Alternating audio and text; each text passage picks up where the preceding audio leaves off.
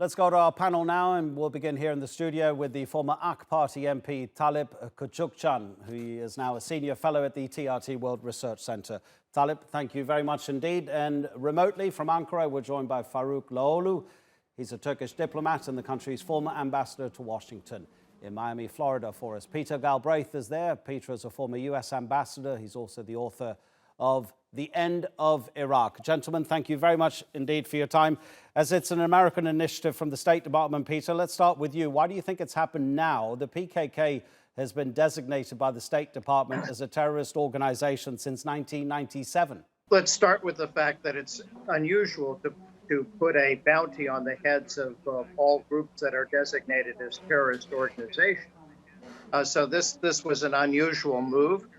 I presume it was basically a political decision in the context of improving U.S.-Turkey relations, the release of Andrew Brunson, and to mollify Turkey over the continued American support for the Syrian Democratic forces in northeast Syria.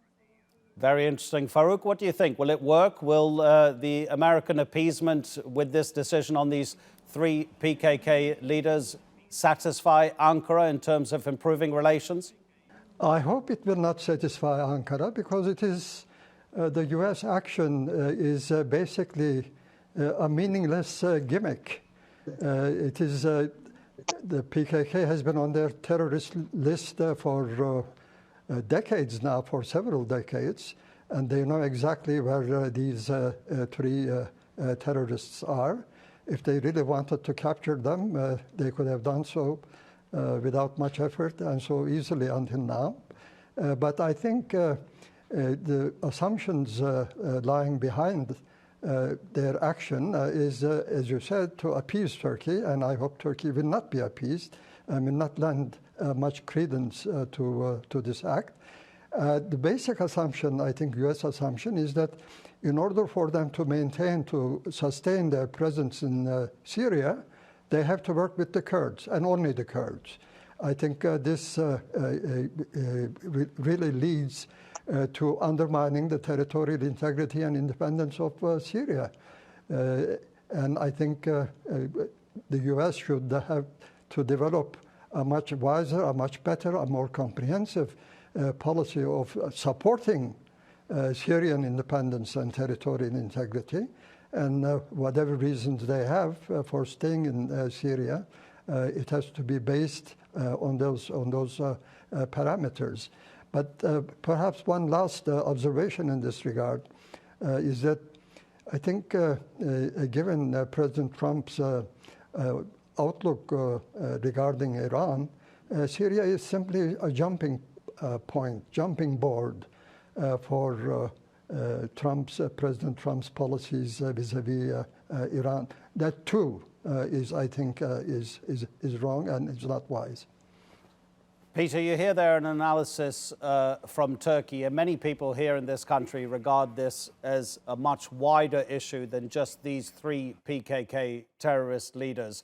What do you think of that allegation? It's almost an accusation, isn't it, towards the American government that, look, if you wanted to find these three people, you're allied with the YPG, which is the Syrian arm of the PKK, pretty much admitted, you could even include the Syrian Democratic Forces in that, pretty much admitted by high-ranking American generals, that they're all one and the same.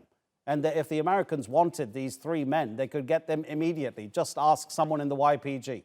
Well, first, I agree with Ambassador Loğlu that this is a gimmick. Undoubtedly, somebody in the State Department or the White House had a list of things that they could give Turkey, and this was on the list, and it was an easy one to do. I don't think anybody seriously thinks that in the U.S. that the problem of the PKK is going to be solved militarily. There was a peace process between Turkey and the PKK. That needs to be resumed. I don't think it's quite so easy to go snatch these three because they're in Kandil Mountain. Turkey's operating there. Obviously, Turkey's been unable to snatch them either. So I think that's a separate point. But I agree that it's a gimmick. Now, coming to Syria, You have the SDF or YPG, the Syrian Kurds, who have been the most effective force in fighting the Islamic State anywhere in the theater. And so that was the basis of the U.S. decision to support them back in 2014. And it is part of the continuing support. There's a humanitarian issue in the sense that there's a significant population there that would be at risk if either the Islamic State or the Syrian government were to retake the area. And from the point of view of the Trump administration, they see that that Assad is Iran's ally, and so we have a policy of great hostility toward Iran.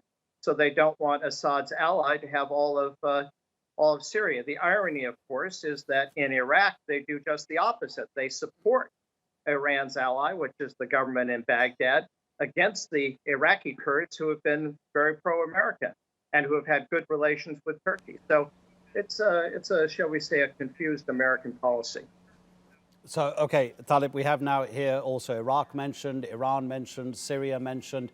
You're, until very recently, a member of parliament for President Erdogan's AK party. Has President Erdogan ever offered the Americans assistance that would sidestep the YPG and say, don't use this terror group as your battering ram against Daesh in Syria?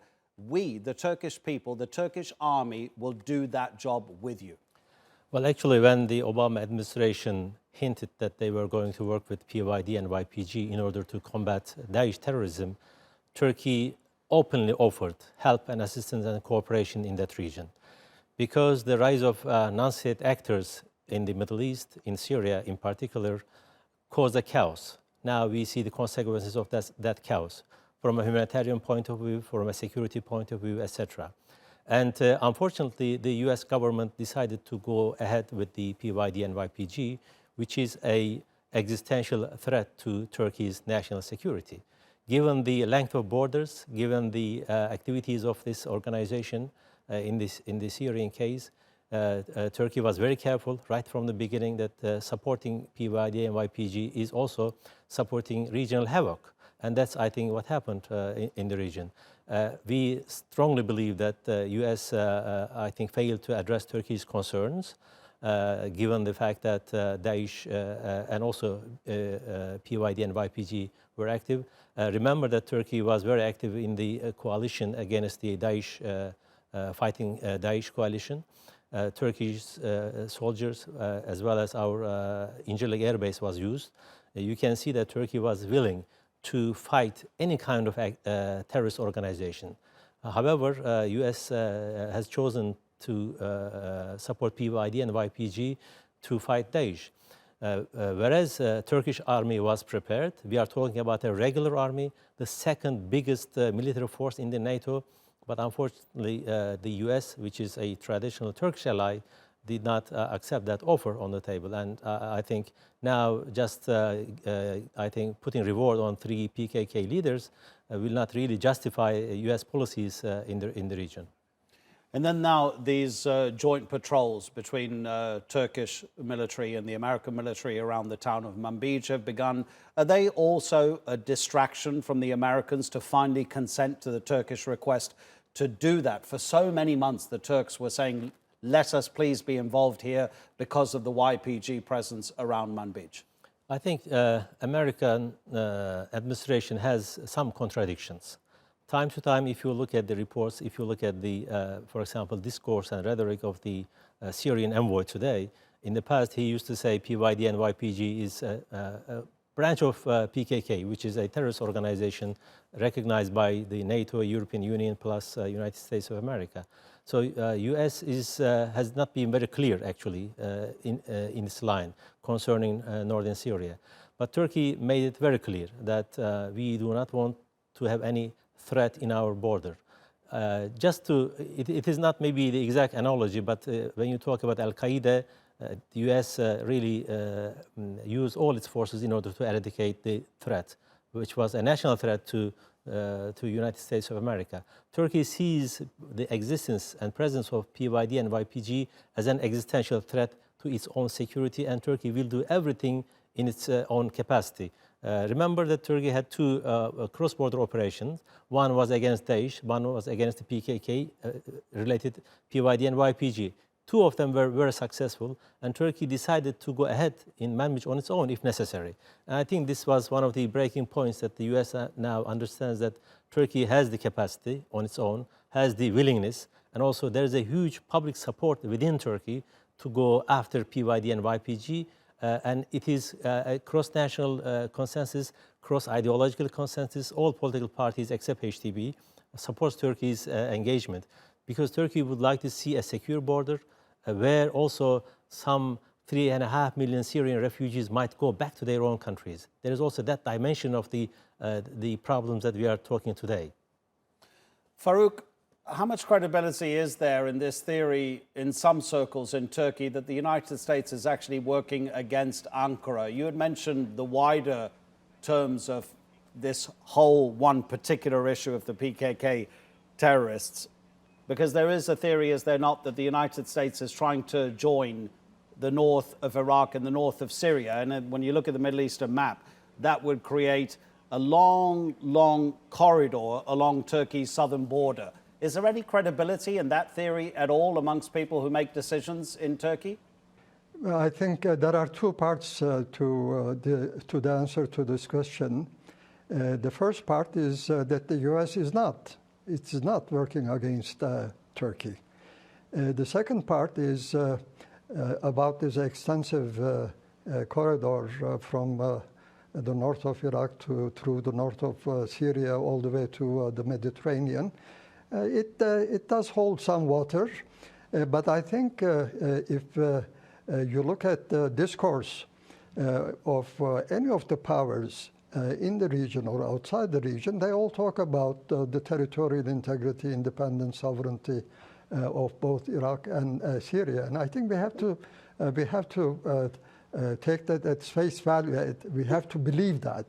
The problem is, I think, as you talk about protecting, preserving the independence, territorial integrity, whatnot, of these two states in the region, you are at the same time working at cross purposes because you want to maintain your presence there. What for? I mean, I think once you bring peace and stability to these countries, everybody has to leave. The U.S. must leave. Turkey must leave. Russia must leave. All other powers. Iran must leave. Certainly, Iran must leave, and leave these countries to their own means to live in peace, security, and stability.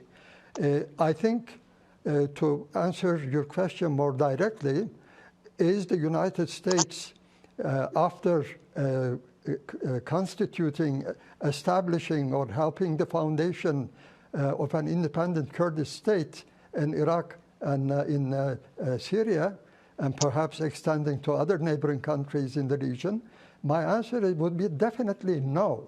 They cannot do this. No force, no power in the world can establish an independent Kurdish state in that region. Everybody would be against it. The Turks, the Iranians, the Arabs, and others will all be opposing this, and that would really put the region into an infinite turmoil. Okay, so no independent Kurdish state necessarily, Peter, but can you see a point where the United States will ditch the YPG? The PYD, the political wing of the YPG, has issued a statement against these rewards for these three PKK men. Is there an end game here in terms of the relationship between Washington and the YPG? First, I think we perhaps might. I think when the time comes, how all this came about. One has to remember, in 2014, Kobani was being besieged. Turkey had tanks on its side of the border, right overlooking the town as the Islamic State was closing in, and Turkey did nothing. And that's why the Obama administration intervened, first with airstrikes and then with delivery of weapons to the YPG, because Turkey wouldn't act. And secondly, this outrage I hear about dealing with the YPG. I'm sorry, but I have to say, Salih Muslim, the head of the PYD, was in Ankara, in Turkey. He was meeting with Turkish officials. So I don't understand how the sudden discovery that he was somehow PKK was made, I guess, after 2015 or 2016.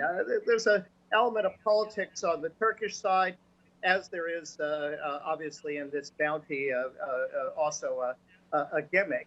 I don't think that, I was in Kobani incidentally afterwards. The devastation was appalling. And so I'm very proud that the United States intervened when Turkey wouldn't act. Turkey could have acted.